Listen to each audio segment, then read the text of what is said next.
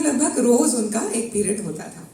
तो जब हम लोग ने क्लास 7 में हमने जब ज्वाइन किया तो उन्होंने बोला कि तुम्हारी जो डिक्शनरी है वो डेस्क पे राइट हैंड कॉर्नर पे होनी चाहिए, जब मैं आऊँ उससे पहले डिक्शनरी यहाँ होनी चाहिए।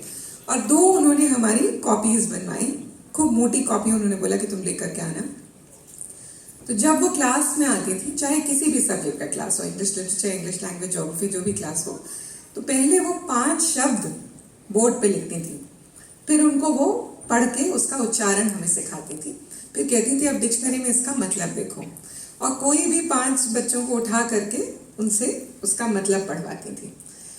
और जब हम डिक्शनरी में देख करके मतलब समझ लेते थे तो वो उसका वाक्य में कैसे उपयोग करना है वो हमें सिखाती थी। और फिर वो कहती थी कि अब इसको लिखो अपनी कॉपी में, इसका अर्थ लिखो और 5 वाक्य कल बना के लेके आना।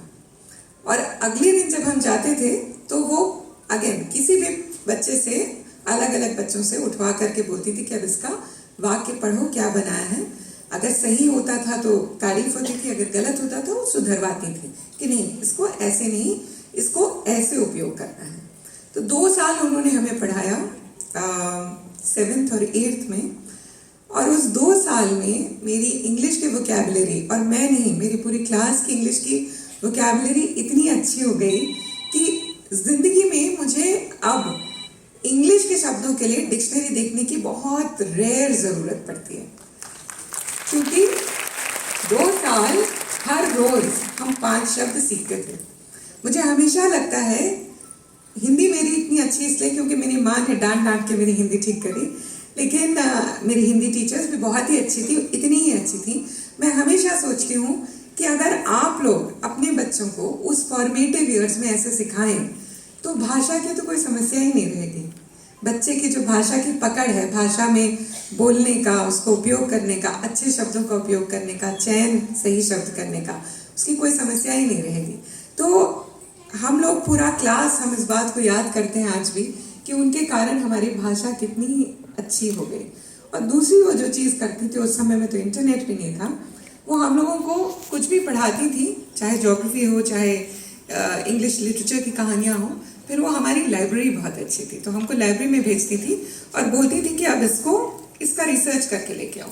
उस समय में कैसे कपड़े पहनते थे, क्या बोलते थे, कोई तस्वीरें हैं तो वो लेकर के आओ। और जब कविता पढ़ाती थी तो हमको उसको इलस्ट्रेट करवाती थी, हमारी कॉपी में, ड्राइंग कॉपी नहीं, पोइट्री की कॉपी में उसकी तस्वीरें बनवाती थी कि अब ये सोचो और इमेजिन करो कि क्या है, और उसकी तस्वीरें बनवाती थी। मुझे and I am very sure कि जो आप लोग बैठे हैं, आप लोग ऐसे बहुत से टीचर्स हैं जो इस तरह का काम करते हैं और इस तरह से अपने छात्रों की क्रिएटिविटी को जगाते हैं। पर मुझे लगा कि इस अवसर पर मुझे उनकी जो सीख है, जो मेरे जीवन में जो उनका प्रभाव, उसको आपके साथ शेयर करना चाहिए था। मैं इस अवसर पर, क्योंकि ये बहुत लंबे समय के बाद इन पर्सन ये समारोह हो रहा है, कुछ समय से हम लोग लगातार इसको ऑनलाइन करते आए हैं, तो बहुत अच्छा लग रहा है मुझे सब लोगों को यहाँ देख करके। और मैं सभी पूरे प्रदेश के हमारे शिक्षकों का बहुत हृदय से धन्यवाद देना चाहूँगी कि जो बहुत ही कठिन समय रहा कोविड का, उसमें आप लोगों ने इतनी मेहनत करी और बहुत सीमित संसाधनों में ऑनलाइन क्लासेस, रेडियो स्कूल, मोहल्ला क्लासेस, क्या क्या नहीं आप लोगों ने किया। जो हमने आपसे अनुरोध किया उससे बहुत आगे बढ़ के आपने जाके अपने छात्रों का ध्यान रखा, और इसका प्रभाव, इसका इम्पैक्ट हम लोगों ने नेशनल अचीवमेंट सर्वे में देखा कि अन्य प्रदेशों के मुकाबले मध्य प्रदेश के छात्रों में जो लर्निंग लॉस था वो बहुत कम था। और वो सिर्फ इसलिए हुआ क्योंकि आप सब जो इस कमरे में बैठे हैं, आप लोगों ने बहुत मेहनत करी। तो मैं चाहूंगी कि एक बार आप सब अपने लिए बहुत अपने आप को सराहने के लिए ताली बजाएं। Thank you.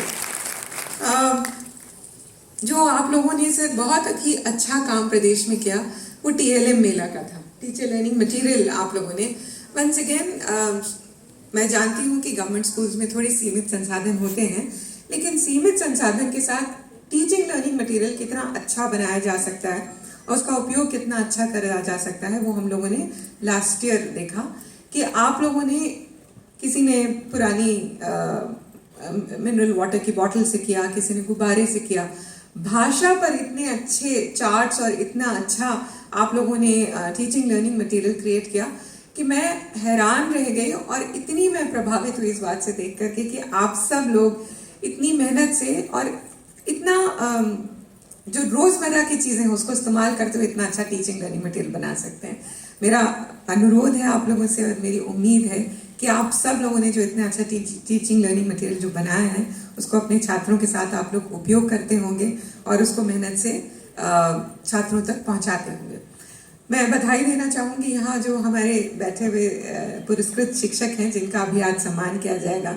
ये सब वो शिक्षक हैं जो दिल की गहराइयों से अपने छात्रों से जुड़े हुए हैं, जो बहुत मेहनत करते हैं और जो हमारे सब के लिए एक आदर्श स्थापित करते हैं और अपने बच्चों को आगे बढ़ाने में मदद करते हैं। तो मैं आप सबका अभिनंदन करना चाहूँगी और आप लोगों को धन्यवाद देना चाहूँगी कि आप लोग इतनी लगन से हमारे छात्रों के लिए काम करते हैं।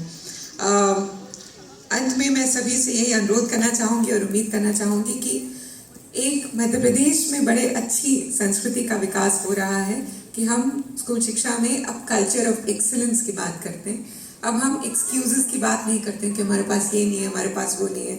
हम निरंतर कोशिश कर रहे हैं सब लोग कि हम कैसे अपना बेस्ट दे सकें जिससे कि मध्य प्रदेश शिक्षा के क्षेत्र में बहुत अच्छा काम कर सके। And I am very sure कि आप सब लोगों की मेहनत से हम अगली दफ़ा जब CM राइज स्कूल्स की बात होगी, स्कूल्स ऑफ एक्सीलेंस की बात होगी, इन जनरल क्लास 5-8 की बात होगी, NAS की बात होगी, तो हम पूरे देश में सबसे अच्छा परफॉर्म करेंगे। Thank you so much.